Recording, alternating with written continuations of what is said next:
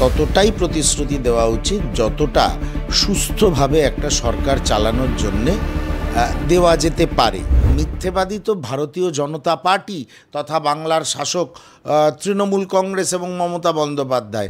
তৃণমূল কংগ্রেস শুধু শিক্ষার বিভিন্ন শীর্ষ পদে চটিচাটাদের বসায়নি, নাটক, গান, সাংস্কৃতিক জগতে বিভিন্ন এই কবিতা একাডেমির থেকে শুরু করে বিভিন্ন ধরনের ভাষা সংক্রান্ত যেসব সংগঠন রয়েছে সব জায়গায় চটিচাটাদের শীর্ষ জায়গায় বসিয়েছে। এতদিন গরু, কয়লা, বালি, চাল, ত্রিপল এগুলো তো তৃণমূল হাত পাকিয়ে ছিল, এখন সেটাকে কর্পোরেটাইজ করেছে, কর্পোরেট লেভেলে চুরি হচ্ছে। ওরা এসছেই কিছুদিনের জন্য ক্ষমতায় 2011 সালের পরে কিছু কামিয়ে নিয়ে যেতে আর নিজের পরের বংশের জন্য টাকা বানিয়ে যেতে। তাতে গরিব মানুষ আরও গরিব হোক তাতেও মমতা বন্দ্যোপাধ্যায়ের কিছু আসে যায় না, এবং দিল্লিতে বসে থাকা ওনার দোসর নরেন্দ্র মোদীরও কিছু এসে যায় না। ইতিমধ্যে মল্লিকার্জুন খাড়গে কংগ্রেসের তরফ থেকে একটি বার্তা দিয়েছেন। তিনি বলেছেন যে ভোটে সেই প্রতিশ্রুতি দিতে বা নেতৃত্ববৃন্দদের সেই প্রতিশ্রুতি দিতে যে এই প্রতিশ্রুতি পূর্ণ করতে দল সক্ষম আছে, এবং তার এই বক্তব্যের পরেই বিজেপির তরফ থেকে কটাক্ষ করে বলা হয়েছে যে মল্লিকার্জুন খাড়গের এই বক্তব্য প্রমাণ করে দিল যে কংগ্রেস ইলেকশনের সময় যে প্রতিশ্রুতিটা দেয় সেটা সম্পূর্ণই ভোট পাওয়ার জন্য দেয়। মল্লিকার্জুন খাড়গেজি যে কথাটা বলেছেন একদম সঠিক কথা বলেছেন। ততটাই প্রতিশ্রুতি দেওয়া উচিত যতটা সুস্থভাবে একটা সরকার চালানোর জন্যে দেওয়া যেতে পারে। সেই সরকারের তহবিল, ভারতবর্ষের অর্থনৈতিক অবস্থা, সেই রাজ্যের অর্থনৈতিক অবস্থা সব কিছু মাথায় রেখে মানুষের কাছে প্রতিশ্রুতি দেওয়া উচিত। মিথ্যা প্রতিশ্রুতি তো নরেন্দ্র মোদী দেয়। 15 লক্ষ টাকা প্রতিটি ব্যাংক অ্যাকাউন্টে যাবে, বছরে 2 কোটি বেকারের চাকরি হবে। কোন প্রতিশ্রুতি ওরা রাখতে পেরেছেন? কিন্তু রাহুল গান্ধী বা মল্লিকার্জুন খাড়গে যেসব প্রতিশ্রুতি দিয়েছিলেন, তারা যখন কর্ণাটকে সরকার গড়লেন, তার আগে পাঞ্জাবে সরকার গড়েছিল, তা এখন তেলেঙ্গানায় সরকার গড়েছে, সেই সব প্রতিশ্রুতি রাখা হচ্ছে। কংগ্রেস যতটা প্রতিশ্রুতি মনে করে সুস্থ স্বাভাবিকভাবে দেওয়া যেতে পারে ততটা প্রতিশ্রুতি করা উচিত, এবং কংগ্রেস সেগুলো মেনটেন করে। বিভিন্ন রাজ্য সরকারে ক্ষমতায় এলে সেই প্রতিশ্রুতিগুলো ইমপ্লিমেন্ট করে। তা মল্লিকার্জুন খাড়গে তো ভুল বলেননি, বরং মিথ্যে কথা নরেন্দ্র মোদী বলে যে আচ্ছে দিন আসেনি। ভারতবর্ষে নোটবন্দি হয়েছে, স্মল অ্যান্ড মিডিয়াম ইন্ডাস্ট্রিগুলো বন্ধ হয়ে গেছে, কর্পোরেট ট্যাক্সে ছাড় দিয়েছে সরকার, এদিকে গরিব মধ্যবিত্তদের বলেছে গ্যাসের ওপরে থেকে সাবসিডি তোমরা স্বেচ্ছায় ছেড়ে দাও। তাহলে যে প্রতিশ্রুতিগুলো ভারতীয় জনতা পার্টি সরকার বা নরেন্দ্র মোদী দিয়েছিল কোনোটাই তারা রাখতে পারেনি। 15 কোটি বেকার, 2 কোটি বেকারেরও বছরে চাকরি হয় না, 15 লক্ষ টাকা করে আমরা কেউ ব্যাংক অ্যাকাউন্টে পাইনি। মিথ্যেবাদী তো ভারতীয় জনতা পার্টি তথা বাংলার শাসক তৃণমূল কংগ্রেস এবং মমতা বন্দ্যোপাধ্যায়। কংগ্রেস যে কথাগুলো বলে সেই প্রতিশ্রুতিগুলো তারা ধরে রাখার চেষ্টা করে, সেই বুঝে পরিস্থিতি বুঝেই কংগ্রেস সবসময় প্রতিশ্রুতি দেয়। ভারতীয় জনতা পার্টি তথা বাংলার তৃণমূল কংগ্রেস দুটোই মিথ্যেবাদী পার্টি, দুটোই মানুষকে নানা রকম স্বপ্ন দেখিয়ে মানুষের জীবনকে পায়ের তলায় পিষে মারে। ইতিমধ্যে আমরা জানি যে রাজ্যে নতুন কেলেঙ্কারি, ট্যাব কেলেঙ্কারি, যেখানে একদম পড়ুয়া ছাত্রছাত্রীদের ট্যাবের টাকা তাদের অ্যাকাউন্টে না ঢুকে অন্য অ্যাকাউন্টে ঢুকে যাচ্ছে, এবং এই বিষয় নিয়ে ইতিমধ্যে তদন্ত চলছে। 4 জনকে গ্রেফতার করা হয়েছে, কিন্তু বিরোধী পক্ষ বামেদের তরফ থেকে বলা হচ্ছে যে স্কুল পরিচালন সমিতির নির্বাচন বন্ধ করে দিয়ে তৃণমূল মাতব্বরদের শীর্ষ পদে বসিয়েছে সরকার, যার ফলে শিক্ষার এই পরিণতি হয়েছে। হ্যাঁ, মানে তৃণমূল কংগ্রেস শুধু শিক্ষার বিভিন্ন শীর্ষ পদে চটিচাটাদের বসায়নি, নাটক, গান, সাংস্কৃতিক জগতে বিভিন্ন এই কবিতা একাডেমির থেকে শুরু করে বিভিন্ন ধরনের ভাষা সংক্রান্ত যেসব সংগঠন রয়েছে সব জায়গায় চটিচাটাদের শীর্ষ জায়গায় বসিয়েছে। সেই জন্য শিক্ষার, কারণ তৃণমূলের নিজের তো কোনো শিক্ষা নেই, নিজের কোনো আইডিওলজি নেই, তাহলে শিক্ষার মান নিচে নামবে, এটাই খুব স্বাভাবিক। ওনারা ঠিকই বলেছেন এক। আর দ্বিতীয় কথা হচ্ছে এই যে ট্যাব কেলেঙ্কারির কথা বলছো, জানো তো আজকাল সাইবার ক্রাইমের খুব বাড়বাড়ন্ত।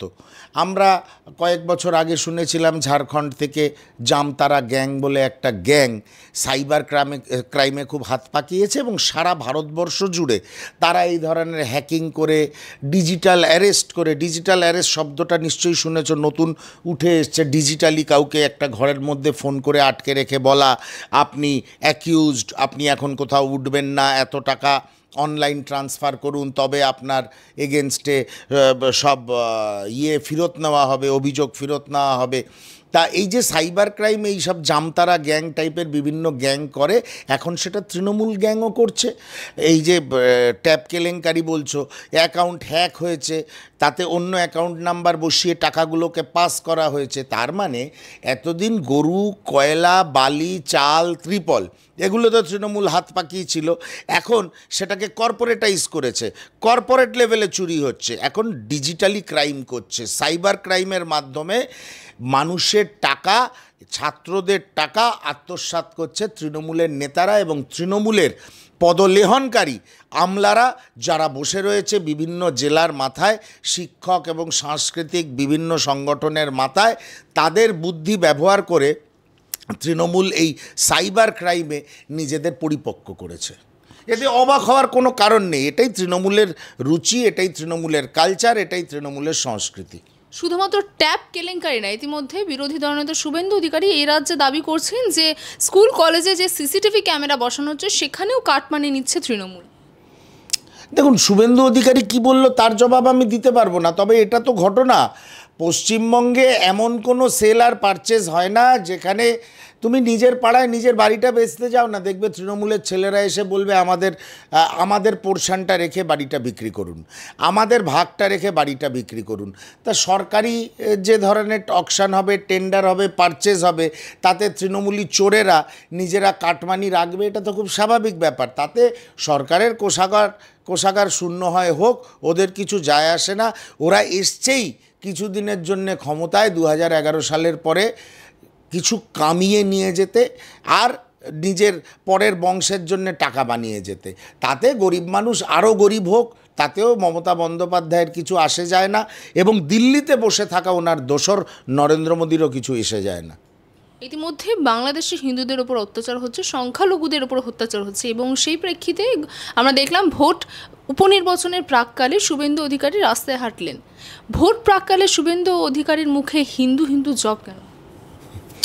একে তো দেখো, এটা এই কথাটা তো অসত্য নয় যে সংখ্যালঘুদের উপরে বাংলাদেশে অত্যাচার হচ্ছে, বিকট অত্যাচার হচ্ছে। আমরাও নানা ধরনের ভিডিও দেখছি। আমার মনে হয় বাংলাদেশ সরকারের এই বিষয়ে ব্যবস্থা নেওয়া উচিত, কারণ গণ আন্দোলন কিভাবে একটা সরকারকে ফেলে দিতে পারে সেটা তো শেখ হাসিনার ক্ষেত্রে আমরা দেখেছি। এটা আবার মোহাম্মদ ইউনিসের ক্ষেত্রে না হয়, যদি সব সংখ্যালঘুরা ঐক্যবদ্ধ হয়ে রাস্তায় নেমে পড়ে। এক আর 2 নম্বর হচ্ছে এই সংখ্যালঘুদের ওপরে অত্যাচার, সেই সংখ্যালঘুদের সঠিকভাবে পুনর্বাসন, এটা বাংলাদেশ সরকারের দেওয়া উচিত। এবং আমি মনে করি ভারত সরকারেরও এই বিষয়ে বাংলাদেশ সরকার তথা রাষ্ট্রপুঞ্জে নিজেদের যে কনসার্ন বা চিন্তা, এটা ব্যক্ত করা উচিত। একটু অন্যদিকে নজর রাখবো। আমরা জানি যে রাজ্যে আল কায়দার যোগ ইতিমধ্যে সামনে আসছে। এনআইএর পাশাপাশি রাজ্যের পুলিশের একটি স্পেশাল টাস্ক ফোর্সও ইতিমধ্যে সেই খোঁজের যোগ হয়েছে। তবে রাজনৈতিক বিশেষজ্ঞরা তারা যেটা মনে করছেন যে এই মুহূর্তে বাংলাদেশ থেকে যারা আসছেন বা এর সঙ্গে যুক্ত আছে, বাংলার মাধ্যমে গোটা দেশে ছড়িয়ে পড়ছে। তাহলে বাংলা কি এবার ট্রেসপাসের একটা জায়গায় পরিণত হয়েছে, রাস্তা?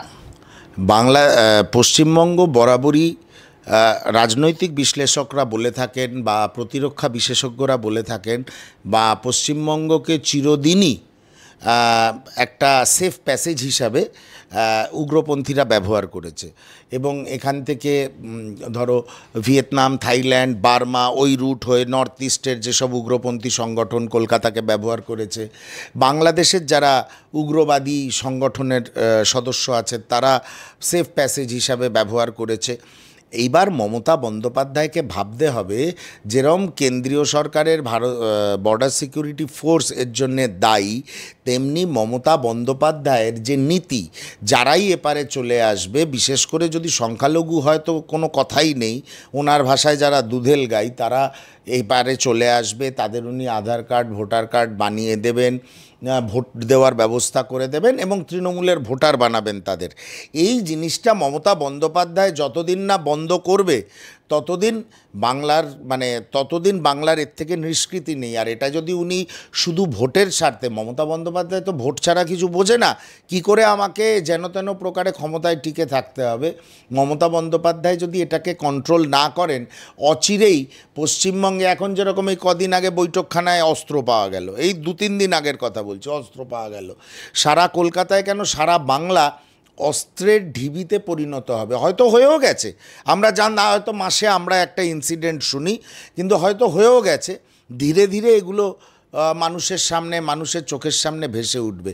তাই মমতা বন্দ্যোপাধ্যায়ের কুরুচিশীল ভোট রাজনীতিকে দূরে সরিয়ে রেখে অনুপ্রবেশকারীদের এখানে সিটিজেনশিপ, বকলমে সিটিজেনশিপ, ওই আধার কার্ড আর ভোটার কার্ড না বানিয়ে দিয়ে দেখা উচিত বাংলা জুড়ে কি অরাজকতা চলছে, বাংলা জুড়ে কিভাবে বাইরের লোক ঢুকে আসছে, ওনাকে ভোট দিচ্ছে, কিন্তু আসলে হয়তো তাদের কানেকশান কোনো আন্ডারগ্রাউন্ড সংগঠনের সঙ্গে রয়েছে। কেন্দ্রীয় সরকারের সাথে সাথে মমতা বন্দ্যোপাধ্যায়ের এটা দেখতে হবে, এবং উনি না দেখলে কিন্তু বাংলা বাঁচবে না, কারণ উনি এই মুহূর্তে বাংলার প্রশাসক। আর যে কদিন আছে আমার মনে হয় এই চিপ পলিটিক্স না করে বাংলাকে এই ডিভাস্টেশনের পরিস্থিতি থেকে ওনার বাঁচানো উচিত। কিন্তু এই ধরনের ঘটনায় কোথাও যারা বাংলার বাসী রয়েছে তাদের প্রাণ সংকটে আসছে না? কোথাও দেখতে গেলে বারবার এই ধরনের খবর আসছে, তা সেই যে কার দায়িত্ব? বর্ডার ধরুন দেখবে বর্ডার সিকিউরিটি ফোর্স, কিন্তু বাংলার মানুষ, বাংলার নিবাসী, মহানগরের নিবাসী, তাদের নিরাপত্তা, এইখানে বোম পাওয়া যাচ্ছে, ওখানে পিস্তল পাওয়া যাচ্ছে, এখানে ছুরি পাওয়া যাচ্ছে, ছুরি বাদ দাও, বোম ব্লাস্ট হচ্ছে, তার থেকে শিশু মৃত্যু হচ্ছে, সাধারণ নাগরিকদের মৃত্যু হচ্ছে, এটা কে আটকাবে?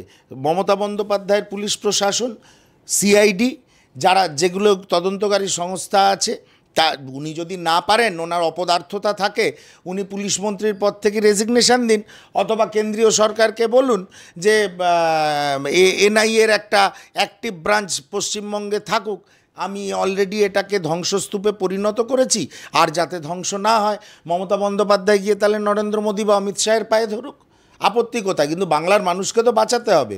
উনি খালি অনুপ্রবেশকারীদের ভোটার কার্ড বানিয়ে দিয়ে সস্তার রাজনীতি করবেন আর বাংলাকে অগ্নিস্তূপে পরিণত করবেন, এটা তো হতে পারে না।